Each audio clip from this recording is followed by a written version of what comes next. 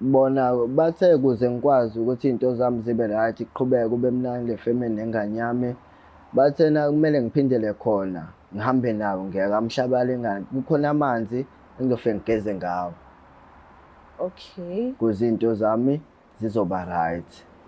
Olithi found out ukuthi nami ngangingazi ukuthi la manzi lawa kanje. Ngathi sengiyilandela lena sengibona izinto zami nami sengingasahambi kahle.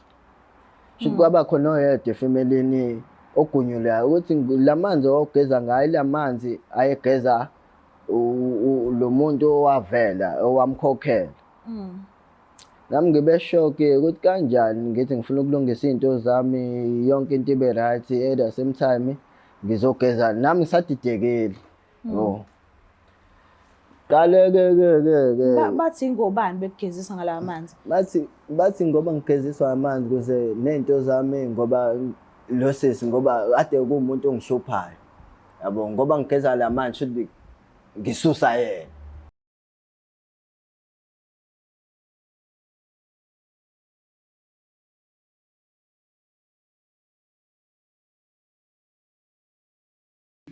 Izimpande zama-Afrika sisebenzisa amakhambi esintu kokulapha. Bathi uFebruary inyanga yothando. Nathi ngoba sithanda wena, sikwenzele la makhombo. Ikhombo yomama inesikhafulo, isibambelelo, idliso, iziwasho zamabhadi, nenhlanhla nogazi, inamathela, nepin code, ikhuphula isitofu isibeke kusikisi. Kunekhombo yobaba, inesikhafulo, isibambelelo, idliso, iziwasho zamabhadi, nenhlanhla nogazi, umvusankunzi, iyaqina idonke piri, uqina umthetho endlini. Ukuze ufake i-order, sibhalele WhatsApp ku-076 349 6631 noma usebenzise inombolo ethi 062 219 7748 noma uzizele mathupha kwifamasi yethu ekushop number 87 kuQueen Street eThekwini. Khumbula, ikhombo ngayinye ingu-600, uthenga okukodwa uthola ku-5 mahhala. Especially sizoba khona ukusuka ngomhla ka-1 February kuya kumhla ka-28 February. Izimpande zama-Afrika sisebenzisa amakhambi esintu kokulapha. Uhlangene ongoti nezinjulabuchopho kwezokulapha ngesintu ukuze silaphe wena. Ngiyanibingelela lonke ababukeli beBlack Life TV kuhlelo esilibiza ngokuthi izigameko zempilo. Ngike ngasho-ke ngaphambilini ukuthi izigameko solokhu sibuyisa nje. Noma ngabe kuthiwa azongena, azizongena every day, kodwa zikhona and sizolokhu sibuyisa kancane kancane. Before singene-ke odabeni, ngifisa nje ukuthi ngicacisele ukuthi kukhona i-product entsha lapha eBlack Life Pharmacy. Yenzelwe labo bantu besilisa abadala asebekhulile. Angikhulumi ngabantwana abancane, ngicela ningizweni kahle. Angikhulumi ngabantwana abancane, ngikhuluma ngabantu abadala asebekhulile. Okungenzeka ukuthi mhlambe bakubudlelwano obungaphezulu kwa-1, mhlambe awumama bawu-2. Kodwa la ngicela ukuphinde ngicacise futhi ngikhuluma ngabantu abadala. So mhlambe kungenzeka ukuthi kunobaba abanomama abawu-2 and abazwani, and ungazwaneni babo bafisa ukuthi bazwane ukuze kuzokwakhiwa ikhaya, kuqhutshekwe nempilo, kukhuliswe abantwana, kube kuhle ekhaya. Kodwa akakahlangani. So leyo product leyo isiza ukuthi omama bahlangane, bazane kangcono, bakhonzane. Not ukuthandana but bakhonzane, bakwazi ukulalela ubaba wakwabo uma ngabe ekhulumisana nabo njengomuntu abamhloniphayo. Ungabi naloyo evukwa ikhanda lakhe naloyo evukwa ikhanda lakhe, but bakwazi ukulalela, bezwe and bazwane bebo babili. So leyo product iyatholakala-ke eBlack Life Pharmacy ku-062 219 7748. So-ke le product le ayisebenzeli abantu abafuna ukuhlanganisa abantu abawu-2 kuphela. Ikhona nenye futhi product noma kuthiwa unomama oyedwa ekhaya kodwa uyazama ukukhuluma nomama kodwa akakuzwa sidalo and usulobolile, ushadile umama nje nikuhlele ekhaya lodwa kodwa kuyenzeka ukuthi umlisa uthi uyakhuluma naye kahle, uthi uyalibeka naye alibeke, ulibeke naye alibeke, and awukwazi ukulahlekelwa umuntu osukhiphe iy'nkomo. Sofanele nakhene umndeni nihlale ngokuthula ekhaya. So nayo futhi leyo product leyo yayo umama oyedwa, nanoma kuthiwa umuntu wesifazane ubaba awumtholi kahle akwazi ukulalela whenever nekhulumisana. Yes, siya understand ukuthi umuntu wesilisa fanele kube igama lakhe lokugcina, but umuntu wesilisa uyinhloko and owesifazane uyintamo. So ukunyakaza kwenhloko udinga ukuthi kube khona intamo ukuze izokwazi ukujikereza. Abantu basekambeni basho kanjalo bathi intamo into yokujikereza. So kuyasizwana, kuyabanjiswana. Ingakho kufanele kube abantu ababili, owesilisa nowesifazane siyadingana. Siyadingana ukuze sizokwazi ukuthi kube umndeni o right, ohloniphanayo, olalelanayo, niqhubeke nempilo kube right ekhaya. So ke uzoyithola le products ku 062 219 7748. Asike siphuthume ke sibheke kubhuti osivakashele namhlanje, uvakashele ku show ethi izigameko zempilo. Igama lami ke uStufuzi Dlangamandla Zulu. So ke asike simuze ukuthi ithini into, kuhamba kanjani, kwenzakalani, sabona kunjani? Ngiyaphila sini. Ngiyaphila nami. Ngicela kwazi isibongo negama lendawo la usakhona. Igama lami ngoThabane, igama lendawo eMena Garden eMayville. eMayville, Mena Garden. Oh, Mayville. Oh, okay. Mhlambe amakhaya wakho akephi? Amakhaya ami sesiwama ke Mthwalweni. Mthwalweni. eNyangweni. Kodwa awukhulelanga khona? Ngikhulele eNewland West. Oh, okay. Ngicela ngithi fahla nje kancane ngempilo yakho ekukhuleni kwakho. Besinjani isimo ekhaya? Mhlambe ngabe ubuyi lo mntwana lo othi mama noma baba ngicela ningithekele ukuthi mhlambe umzali athi ayi ngicela silindele imandla kuphela inyanga, noma kuyo lo mntwana lo othi mama noma baba ngicela ukuthi uyithole nje kungesikhathi esingakanani. Mhlambe abazali bebecaphuna kusale, noma mhlambe bebekwazi nje uku-afford noma bekuthiwa abacaphuni kusale, and ukhulele phansi kwesandla samama nobaba bebambisene, noma somzali oyedwa, noma mhlambe ama-grandparents ugogo nomkhulu. Mina sisiwami ngikhule kwi-family right, engithi mengicela into bangisupport. Ngikhula nomama nobaba bobabili basahlalisana, bashade bobabili. Oh, okay. So uzalwa wedwa noma akhona ama-siblings? Akhona sibathathu kahle kahle. Ungowesingakweni? Mina ngowokuqala. Oh, all right. Ebantwaneni bakwenu beniphathane kanjani nje ekukhuleni? Nabazali beniphethe kanjani? Bekwenzakalani nje? Angeke ngisho ukuthi ekukhuleni kwethu nabo bhuti bami, mina ngimdala ade ngibagada. Lo munye una 20 this year, lo munye ogcina intombazane ina 7. So mina umuntu ade ngibagada. So akukho into embi nje ade yenzeka. Ngabe nginamanga. Ububagada abazali bekhona? Bekhona. Usually abazali bajwayele ukusebenza, bothi abantu abasebenzayo. Oh, so mina kube mina umuntu ade ngibuye esikoleni on that time. Okay. Ngihambe ngobalanda ema-crash ngibagade until baze babuye. Oh, okay. So yini kubeke la ekhaya namhlanje? Kwenzakalani? Bagila ngani? Thini into usupholile noma kwapholi? Noma mhlambe nje ula udinga usizo, noma mhlambe uzele nje ukuzoqwashisa abanye abantu bangadluli ngaphansi kwesimo wena abagila ngazo? Ngasho ukuthi ngoba ngizele ekhaya ngizodinga usizo kahle kahle. La nentombazane engangithandana nayo. Le ntombazane kuyaziwa endaweni ukuthi ngithandana nayo, kodwa ingahlali ihlala kamhlaba yalengane. Okay. So lengane kuyaziwa ukuthi ngithandana naso lengane nayo, shothi kwenzeke nini ishona intombazane.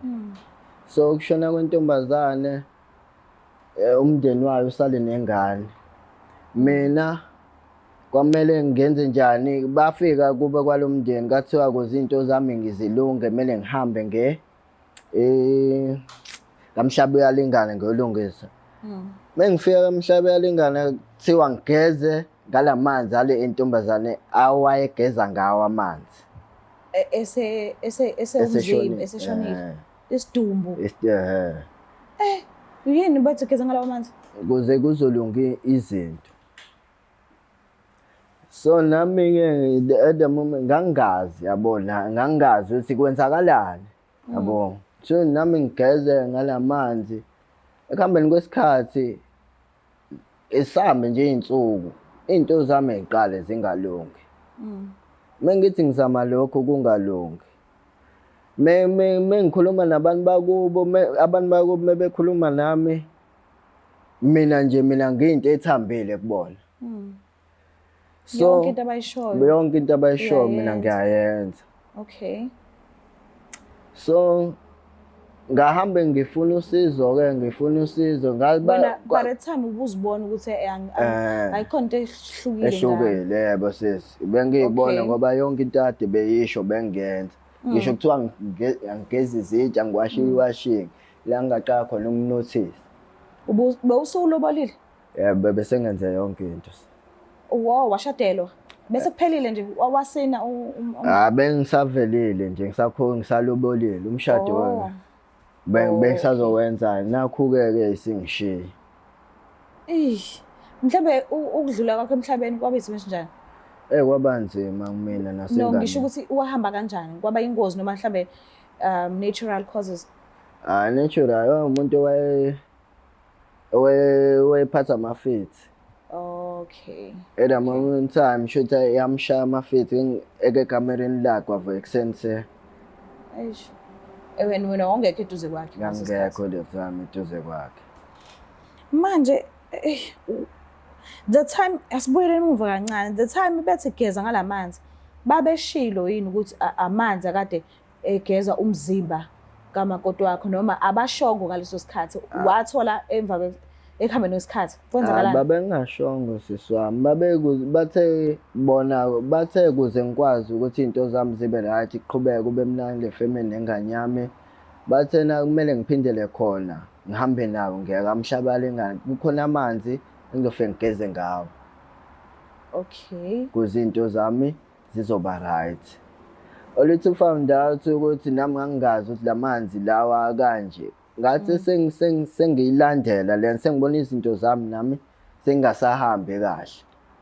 Shothi kwaba khona oyedwa efemelini ogunyulayo ukuthi lamanzi ogeza ngayo lamanzi ayegeza lo muntu owavela owamkhokhela. Nami ngibe shock-ke ukuthi kanjani ngithi ngifuna ukulungisa izinto zami yonke into ibe right at the same time ngizogeza nami ngisadidekile.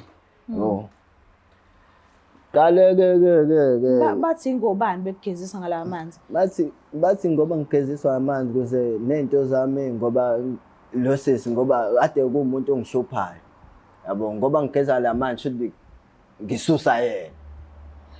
Imali wadlula emhlabeni wafihlwa okay ekuhambeni kwesikhathi walokho ekuhlupha Engihlupha yena. mhlambe kuhlupha kanjani emaphukusheni noma wawumbona nje ungalele? Ngibona nje efika sometimes mengileni nomunye umuntu wenza nje into ezinje afike nje awuyena ngimbona.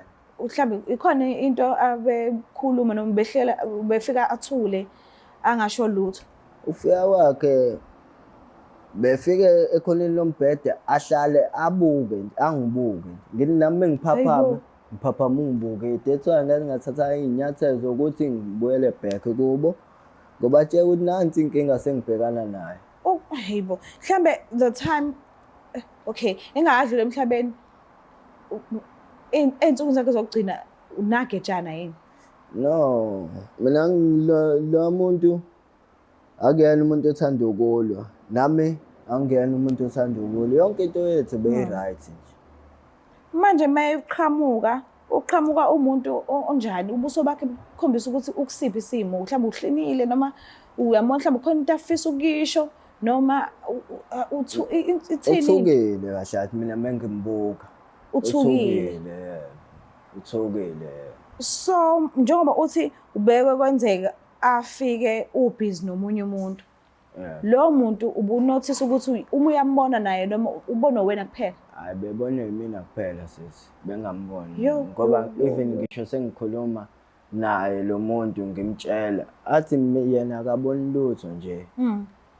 Hayi bengimbona mina kuphela. So ke wachaza ke kubo la ezalwa khona ukuthi hayibona ngebuya phela umuntu. So ke kwase kwaqhamuka omunye wabo waqhamuka ne-idea yokuthi akhona amanzi kufanele ugeze ngawo. Yebo. Njengoba bebeke lamanzi hayibo mhlambe wageza ngawo emva isikhathi singanani adlule emhlabeni? Yadlula inyanga. Inyanga yonke bebesagcina amanzi Nama angazi ukuthi kwenzakalani ngoba ngiya kubabikela inkinga khona kubo ngoba as umuntu abangazi esengivelile futhi ngithe ukuthi nabo bazongisiza. Uma ubhekile wena yini lento ababefuna njengoba bekugezisa ngalamanzi and wena bakuqambela amanga bokuthi hayi into zakho zizoba right uma ugeza ngalamanzi kodwa I feel like khona esinye isizathu ongatshelwanga sona into ababefuna ukuyenza wena ungazi ngoba uyachaza ukuthi the time kade ugeza ngawo abakuchazelanga ukuthi lamanzi bekade anani kodwa wakuthola lokho ekuhambeni kwesikhathi. So uma ubhekile ngesingawe sikuphi isizathu sabo? Isizathu sabo babeyitshela ukuthi mhlambe ukudlula kwalo sisi emhlabeni esengamkhokhela esinengane naye babeyitshela ukuthi mina ngeke ngisasupport or something ingane mina indlela engangicabanga ngayo ngeke ngisayisupport ingane or something lokho engangikwenza ngeke ngisakwenza. Shuthi uyifa labo. Uyifa eliphilayo elihambayo. Yebo. Hayibo. So lo ogonyulukayo ke uthi wathulelani kade bekugezisa ngamanzi wakubuka nje wageza kodwa akasho lutho yini azogonyuluka manje ingobani and uthi kwakuyi ID kabani? Kwakuyi ID yamawale ekhaya ngoba ezegonyulule naye wayeshocked naye wayengazi ukuthi uzongitshela kanjani ngoba wayesaba le moment angambuza ukuthi indaba uzosaba yabo ukuthi shuthi into yasefemelini ukuthi umama engisabisa ethi mewakhuluma izinto zale femelini into. Okay. So ezengitshela naye wayesebona indlela esekwenzeka ngayo kumina. Yebo sengiyinto nje yakuba kalomndeni sengumuntu wala ekhaya siyoyo sale ekhaya. So wabe seba specific wangibiza bese yangichazela ukuthi ngoba unjena ilamanzi owageza ngawo. Mengimbuza ukuthi why ngizobe sithengithengi asho ukuthi lamanzi ayageza ngawo ngoba uzogeziswa lamanzi umana ngoba wayitshela ukuthi kule family ngosasupport ingane yakho ngosayenzela lutho yabo. Nami ngema sengiyamtshela ukuthi ngoba ngizale ekhaya ngangithi ngizothola usizo nami ngoba indodana le ekhaya yona sengayikhokhela yona engaziwa ngayo le ndaweni. So wagcina nini bona emndenini emva kokuba kade utholile wake wabuya wakhuluma nabo wabatshela ukuthi hayi sengiyazi ukuthi nangigezisa amanzi kanjani? Kunzima sisi kunzima ngoba ngakwenza konke emndenini into engayenza ave ngathatha ingane. Okay. Yazohlala nami ngayifundisa mina. Yebo ubona nje kunzima ukuthi ngibhekane nabo ngebe sengathola isituation ekanje ukuthi ibona ba. So ayisekho imali ebuya kuwena eyakubo? Hayi ayisekho yonke imali yami iphelele enganeni yami. So uma ngase kwenzeke bayibone le video ungafisa ukuthini kakhulukazi kumama okwakuyi idea yakho ukuthi ugeziswe ngamanzi ayikade geza umzimba? Abayibukayo le video engifisa ukuthi baqaphele babhekisise omama lasithatha khona umakoti. Ngisho ukuthi bayinkinga omama lasithatha khona umakoti. Some of them ba right, some of them ngoba nami waye right financial uma wakho. So engisho ababukela le video ngisho ukuthi babe wena ibangathathi ifamily yakube kangane ya nje mina ngayithatha family yakube kwengane yami ngifake kakhulu ephaketheni. No umbuzo wami ube uthi if kuyenzeka umama njengoba kwakuyi idea yakhe ukuthi ugeziswe ngalamanzi mase kwenzeke ukuthi uyayibona le video ungafisa ukuthini kuyena noma mhlawumbe ungafisa ukubuza ini? Ngingafisa ukuthi ngimbuze ukuthi why owayenza lento wayenza kumina ngoba mina ngangifika kuyena ngizofuna usizo. Okay. So njengamanje mhlambe kukhona obuzama mhlambe njenge iwasho noma yinje ubukade usebenzisa ukuthi at least-ke geza-ke lesi simo isimo salamanzi lawa ogeziswe ngawo. Khona umzamo-ke wawuzama? Yebo, ngiyahamba kakhulu futhi sikhona ubhuti ongisizayo nje, ubhuti lo uboniswayo izinto zesiZulu. Uyangisiza nje big time. Futhi ezinye izinto sengiyabona ukuthi ziyaqaqeka. Okay, uyawubona umehluko. Yebo. Kulungile, but-ke umoya wakho ngiyazi ukuthi awukho right. Mhlambe uyayidinga i-counselling noma mhlambe njengoba izinto ziqaqeka manje uzoba ngcono? Angayijabulela i-counselling ngoba lento ingimina phakathi. So ihambe ngihlale ngedwa ekamereni. Lento ngiyicabanga ukuthi mengibuya ingane yami kubuye yonke into. So ngajabula ukuthi ngithole umuntu engakhuluma naye. Okay, ubhodle. I-counselling, yebo. All right, sizokubhukhela i-counselling, but-ke ngiyabonga isibindi obe naso sokuthi uvele uphumele obala usho ukuthi hayibo nakho ngithola ngaphansi kwesimo esikanje ngokungenhloso. Ngiyabonga kakhulu isikhathi sakho. Kodwa sengazi ukuthi ngahamba kahle konke mase kufuna ngicela ukuthi sikuthole uzokwazi ukuthi uyohlala phansi ne-psychologist. Yebo sis. Mbuka lapha ekhaya nizwelana nokuthi kuhambe kanjani and kubuhlungu yazi ukwenziswa into wena ubukhale ngokuthi udinga usizo kanti abanye abantu bakucabangela ngenye indlela engekho right.